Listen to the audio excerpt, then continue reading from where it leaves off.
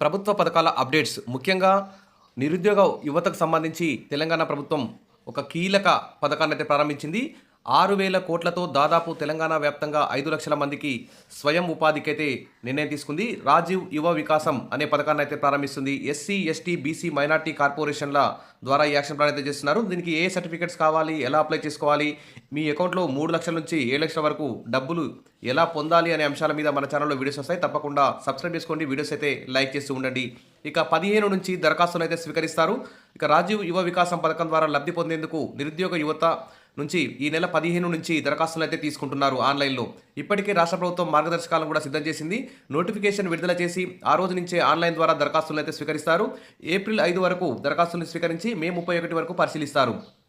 మార్గదర్శకాల ప్రకారం అర్హులైన లబ్ధిదారుల ఫైనల్ లిస్టును మాత్రం విడుదల చేసి రాష్ట్ర అవతరణ దినోత్సవం అంటే జూన్ 2వ తేదీన అర్హులందరికీ మంజూరీ పత్రాలను అయితే పంపిణీ చేస్తారు. కార్పొరేషన్ల ద్వారా ఇప్పటి వరకు రుణాలు పొందని వారితో పాటు గతంలో లబ్ధి పొంది 5 ఏళ్లు దాటిన వాళ్ళు కూడా దరఖాస్తు చేసుకునే వీలు అయితే కల్పించనున్నారు. అంటే గతంలో 5 ఏళ్ల కంటే ముందు ఎవరైనా లబ్ధి పొంది ఉంటే వారు కూడా అప్లై చేసుకోవచ్చు. ఇక వయోపరిమితి కూడా 55 ఏళ్ల వరకు ఉండడంతో చాలామందికి అవకాశం దక్కే అవకాశం ఉంది.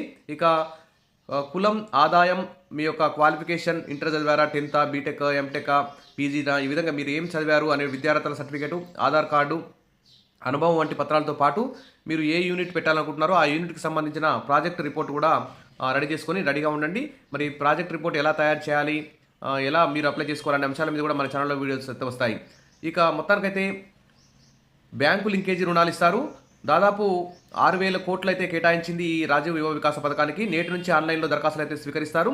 ఇక లబ్ధిదారుల ఎంపికకు మార్గదర్శకాలపై కసరత్తు అయితే చేస్తున్నారు. 5 ఏళ్లుగా మరి బీసీ, ఎస్సీ, ఎస్టీ కార్పొరేషన్ ద్వారా రుణాలు అయితే ఇవ్వడం లేదు. మరి ఎన్నికల ముందు మంజూరైన గ్రౌండింగ్ కాని యూనిట్లు కానీ ఇప్పుడైనా మరి నిరుద్యోగ యువకుల్లో ఆశలు అయితే రేకెత్తిస్తున్నాయి.